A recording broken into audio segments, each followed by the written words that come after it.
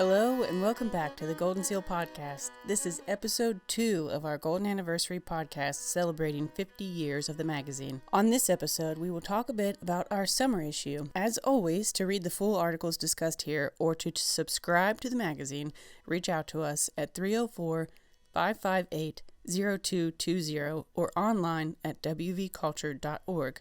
Our summer issue features a cover story from contributing author Barbara Gregg about Mount Zion Baptist Church, one of only 2 historically black churches in Fairmont of Marion County. Mount Zion is celebrating their 122nd year as a congregation. The article features excerpts from interviews with some of the church's longest attending members. Danny Leary, a Clarksburg area photographer, was kind enough to photograph some great images for this article, one of which graces our cover. A stunning shot of Mother Birdie Williams inside of Old Mount Zion Baptist Church. Mount Zion's original church building, now on the state's Historic Preservation Register, was gifted back to the congregation. They are currently remodeling that building to function as a community outreach center known as the Center of Hope. Now we're going to take a bit of the music break here. Like our first episode, this episode features more music from an album originally put out by the Department of Arts, Culture, and History in honor of the Vandalia Gathering's 10th anniversary, called The Music Never Dies, a Vandalia Sampler, 1977 to 1987. In this segment, we feature 3 songs, starting off with a 1977 recording of Little Cat by Clay County fiddler Lee Triplett, followed by a 1983 recording of West Virginia blues musician Nat Reese singing The Preacher and the Bear. Finishing up with Turkey in the Straw by Putnam County fiddler French Mitchell, accompanied by his brother Orville Mitchell, also recorded in 1983.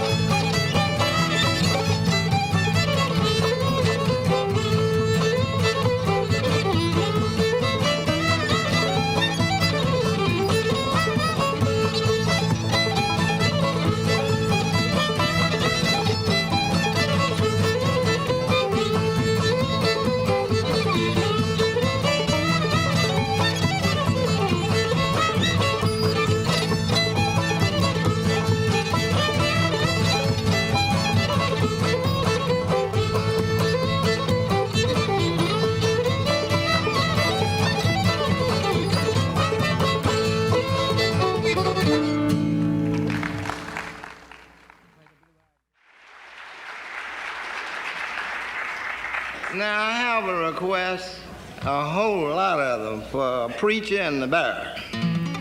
So we're gonna try it. You know, a preacher went out hunting. It was on one Sunday morning. He forgot it was against his religion. So he took his gun along. And on his way, returning home, he killed one little weasel hare. He picked it up and he looked around, and there stood a great big grizzly bear. The bear marched out in the middle of the road and went to waltzing to the preacher, you see. The preacher got so excited, he climbed up a persimmon tree. The preacher stretched out on the limb, and the bear stood on the ground. But just about then, that limb let go. The preacher come tumbling down. He said, "Oh, Lord, look here. Didn't you deliver old Daniel from the lion's den? Also, Brother Jonah from the whale. 3 Hebrew children from the fiery furnace. Lord, the good book you declare. Now look here, Lord. If you can't help me, put a muzzle on this grizzly bear. Please don't help this bear."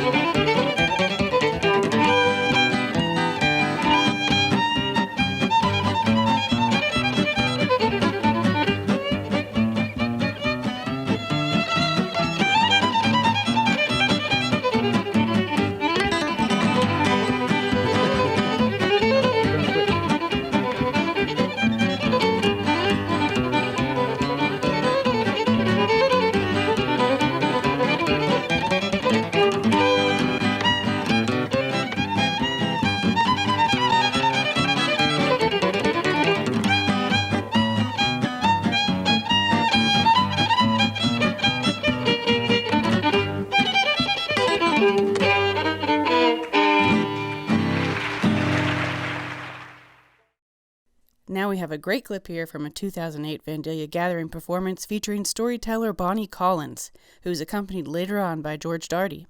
Born in 1915 on Frank's Run in Doddridge County, she learned singing and instrumental skills from family members. Her unique gift for humor and storytelling brought her well-deserved recognition across West Virginia. Bonnie attended the first Vandalia Gathering in 1977 and served as a judge for the State Liars Contest several times. Bonnie was a storyteller, poet, songwriter, and a published author, having co-authored the children's book Rocks in My Pocket with Mark Harshman. She was also published in Goldenseal. She received several awards in her life in recognition of her storytelling talents. The West Virginia Distinguished Citizen from Governor Rockefeller in 1980, the Vandalia Award in 1990, and the Good Samaritan Award in 1995. She represented Appalachian culture in 2003 at the Smithsonian in Washington, D.C. Bonnie passed away in 2011 at the age of 96. As you can tell from this clip, she had a winning personality and great sense of humor in a way with the audience. And I remember when I was first married, and we lived out in the country, and he came in one night. He had a little drinking problem. In fact, he came out of the beer joint one night in West Union and put a nickel in the parking meter. Yeah, this is a long time ago. Put a nickel in the parking meter and said, "Oh my God, I've lost 100 pounds." So he was out late one night, and when he came in so late, I said, "What made you so late?" He said, "Well, I'll tell you, I tried to take a shortcut through the cow pasture, that old cow pasture out there." I said, "Well, of course." He said, "The wind blew my hat off, and I bet I tried on 6 before I found the one that fit." Now, I have an accompanist. Before I finish up, I sing a little bitty song. And I have an accompanist named George Daugherty. And I'm going to call him out here in a little while because I saw him along the street looking kind of pitiful. I said, "Would you like to be on the show?" And he said, "Well, yes." So he's going to play for me after a while. And I'm going to teach him how to play that guitar. But speaking of the men, we had a little car. My husband tried to teach me to drive. And we had a little compact car, and I was overweight, if you want to know. Well, now, I'm not overweight. I'm allergic to food. It makes me swell up. But he tried to teach me to drive, and every time I'd inhale, the horn would blow. And so I had to stop that. But that's not the worst thing that happened to me. I was in love with a guy that he thought he was God's gift to the women of the world. Well, I thought so too. But I saw him a few years afterward. Now, George, you come out here and play the guitar for me. This is my accompanist, George Daugherty. George and I have been friends. Here, let's hear it for George. I've known George for about 30 years, I expect. And I've taught him all he knows. Yes. So, but I saw this old boyfriend some time ago. And when I saw him, oh boy, I wrote a song. Now, I write my own songs, but I steal my jokes. And I have one that I always have a request for. This is true. When I was a kid, we had revivals in our church, and I'll be 93 years old next month. And we...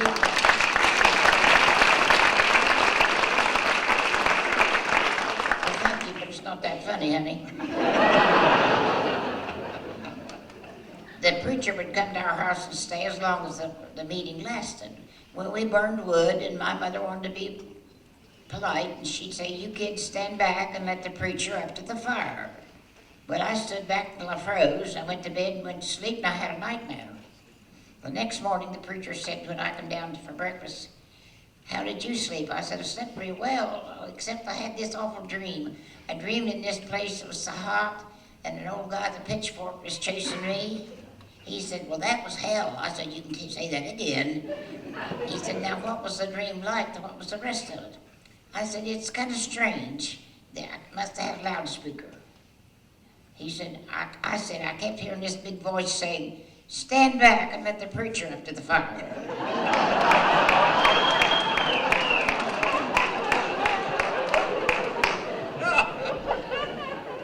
Well, But that's not the worst part of it. I heard of a guy that went to the doctor, and the doctor said, "You're so sick, you're going to die. And if you want to get right with the Lord, now's the time to do it. You're going to die." Well, the patient said, "I don't need to. I've just lived as much like Christ all my life as I could. Well, what else can I do?" "Well, call me a good lawyer." George is a lawyer. This is about George. "He's called me a good lawyer." Well, he called this lawyer in, and the lawyer was one side of the bed and the doctor on the other. And the lawyer said, "Did you want me to draw up a will?" "Oh, no, I've had a will since I was 20 years old." "Well, what can I do for you?" "Well, it's like I told this doctor. I've lived just as much like Christ as I could all my life. And now that I'm going to die, I want to die like he did between two thieves."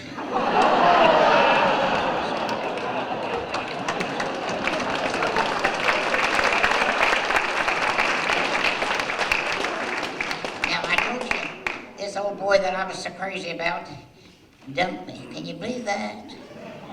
So I wrote a song, and I'm going to try singing it, and George is going to try worse and harder than that to play for me. I'm happy that you got too low. Let's see another key. Yes, too low. I'm happy that you got away. I saw you again yesterday. Your belly was patchy, you have arthritis. What hair you have left is gray. You're doing good. I thought when you ran out on me, my poor heart would never be free. But you kept running faster in search of green pastures and left all that heartache to me. I wanted to be your sweet wife, and we'd be so happy for life. But you're over the hill, man, I'm still on the pill. No woman needs a stripe. Now you've asked me to go on a date. Like old times you said would be great. But while I'm feeling fruitful, you're stuck there in neutral. As usual, too little, too late. I'm happy that you got away. There's just one thing more left to say. You might be a charmer, but I married a farmer, and boy, could that farmer rake hay.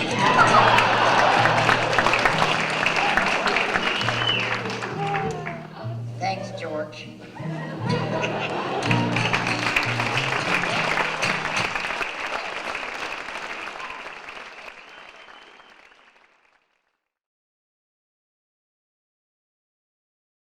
Okay, now we're going to take another musical interlude here with another grouping of songs. First, we'll have Golden Slippers, played by Mineral County fiddlers Israel and Tom Welch on twin fiddle, recorded in 1979, followed by Brother John from the Morris Brothers of Clay County, recorded in 1983. And lastly, from McDowell County, Carl Rutherford picks West Virginia Breakdown, recorded in 1978.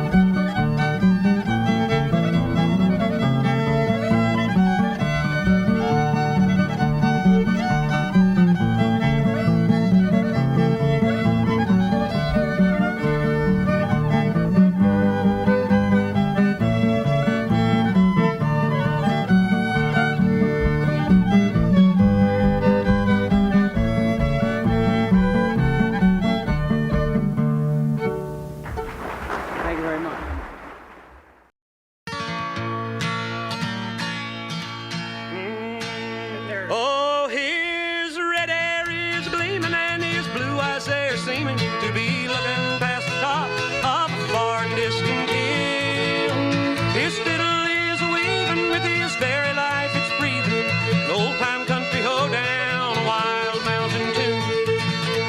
And the birds have hushed their singing, no more the voices ringing. They're pleased to sit in silence, listen to him trill.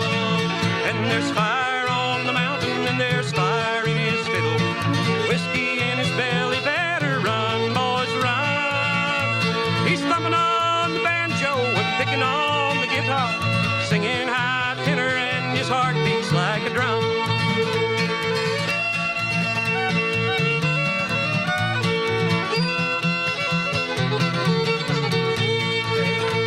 You could hear the angels singing when Johnny Hill would play.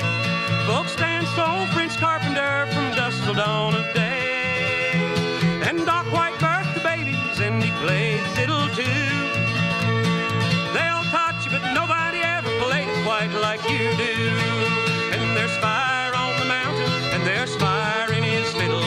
Song in his heart's better run, boys, run. He's thumping on the banjo like Amos Morris taught him, singing high tenor, and his heart beats like a drum. Say the fiddle is a riding horse of the devil in the night. I believe the fiddlers are touched by God's own clear, pure light. They learn their tunes from each other, so the music never dies. Just keep playing that hellfire fiddle, John, you make it to the sky.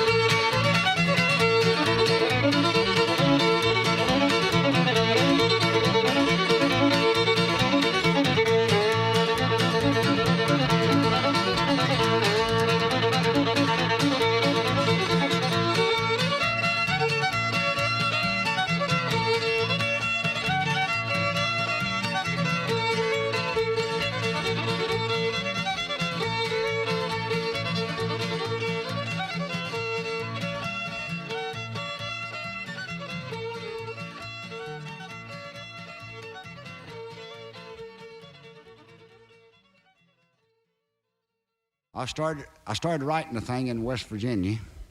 I headed out to California. Model A Ford broke down on me. Sent my brother-in-law to get gas because we had got some raunchy gas, and it ate up the float in the gas tank and put it all through the carburetor. Had to tear everything apart and run it out of gas so we could clean things out. Sent him to get gas. I tore everything down and cleaned it out and put it back together, and he got back with the gas, and I'd finished writing this song. There beside the road. It's called a West Virginia Breakdown, just a bunch of foolish picking.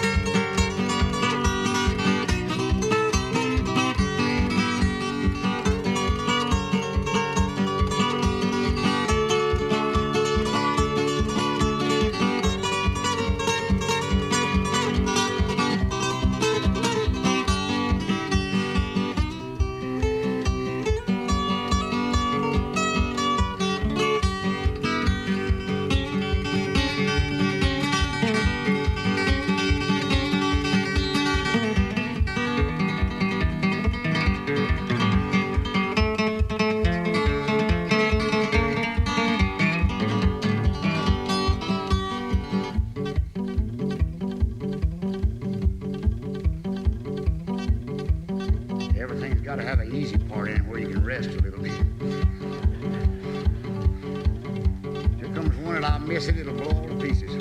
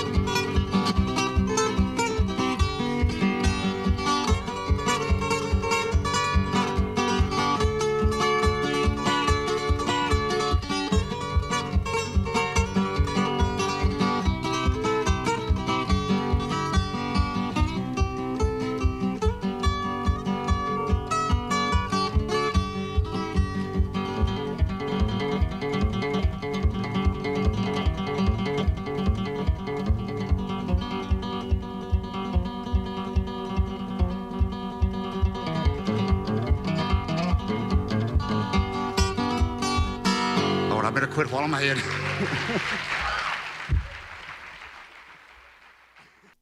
If you've been following along with our anniversary celebrations, you may know that we've been featuring a few then and now articles in each issue this year. In this summer issue, we featured 2 such articles.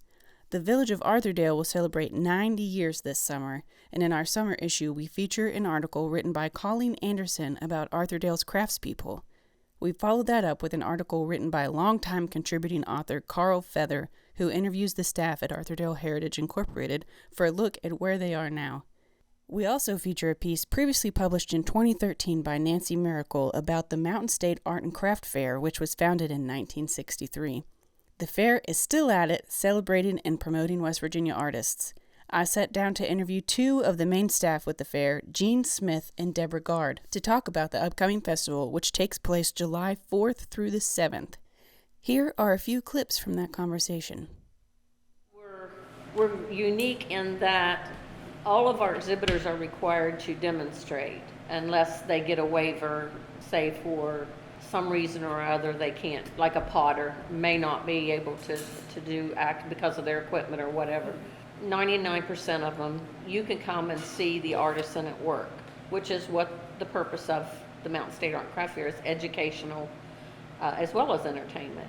The interactive, the purpose in it was we wanted to give people an opportunity to learn how to maybe do something like stained glass making or pottery or quilting. This year, one of the new things we're going to do is the Appalachian lassies are actually going to do Scottish. They have performed here for years, but they're going to do classes this year. So you can actually learn how to do some of the Scottish dances. We also have the Mountain State Art and Craft Fair has a scholarship and grant fund. And a lot of people don't realize that unless you're in the artisan community. But if an artist wants to either build on what they're already doing, or if a new budding artist wants to start out, we actually offer that scholarship that they can apply for. When the fair was created, there was nowhere for people to showcase West Virginia talent. Our bylaws allow for 75% have to be West Virginians. 25% can be from out of state. And we follow that guideline because we want to showcase West Virginia. Right. That is what our purpose is. Right. Because I think it's important, this is the original. There's a lot of others out there now, but this is the original. This is where it all began. And that's important, I think, to preserve that for West Virginia. But I'm proud of it. I'm proud of what we do. And Cedar Lakes is an ideal location. It's not necessarily central to the state, but look at it. I mean, how many fairs can say they operate on 3 lakes? Right. And the beautiful trees, and I mean, it's a wonderful facility. And it's all level. It's all level. So. Yeah. Last year we started you can make 2 quilt squares. Mm-hmm. One you can keep if you want, and one you leave. And the lady who's teaching it is actually putting together a quilt. She did not have enough to finish it for this year, so she's going to take the ones from this year, and she said that should be enough to do a whole quilt, and then we'll auction it off. Tamarack is donating a quilt for auction this year. We have quite a few new exhibitors this year. I think that's going to be That's probably going to be the big thing is there's a number of new people that'll be here. And then, of course, the music is a big part of West Virginia. Absolutely. Anything to do with banjos and fiddles and dulcimers, and people love to hear that. From the article that you had printed previously, you mentioned Jane and Frank George. I knew them very well, and they were truly. I can still look around these grounds and see Frank with his fiddle and hear it, and Jane with dancing, because they were characters, really characters. So, yeah, I'm hoping we have a couple that I think of exhibitors that I don't want to name names, but I think have that potential to be that next. But I don't know that we've got anybody that's quite like they were. So. In closing, before we play you out with a few more tunes, I would just like to remind everyone that it is festival season, and West Virginia has so many great heritage festivals for you to get out and enjoy this summer. Check out your paper's local community section to find something happening near you. June 20th through 23rd is the 74th year for the West Virginia State Folk Festival in Glenville of Gilmer County. Some of the best square dancing in the state can be found there, happening on the dance floor in Town Square, not to mention the great music, food, and vendors. July 27th is the Augusta Festival in Elkin City Park in Randolph County. The Appalachian String Band Festival, better known as Cliff Top, will be held at Camp Washington Carver July 31st through August 2nd. Okay, in closing here, we've got 3 more tunes. First, Harvey Sampson and Big Possum String Band play a little Flatfoot in the Ashes, recorded in 1987. That will be followed by Shady Grove from Leafy Spry, recorded in 1977.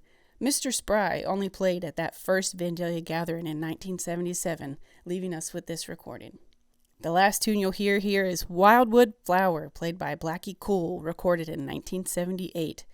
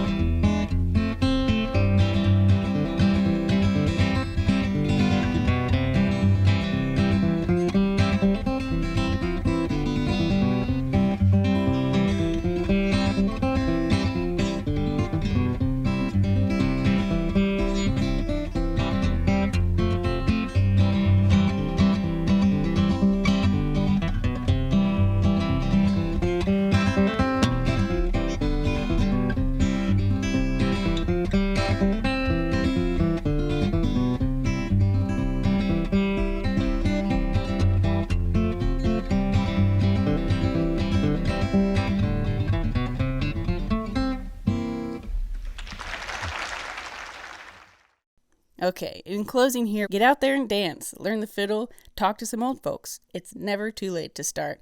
You may just stumble into a story that needs sharing. If you do, give us a call. It's the stories of the people of West Virginia that allow us to be celebrating 50 years of Goldenseal Magazine, a magazine about West Virginia traditional life. As always, we hope you've enjoyed this episode. Stay tuned for episode 3, dedicated to our fall issue out in September.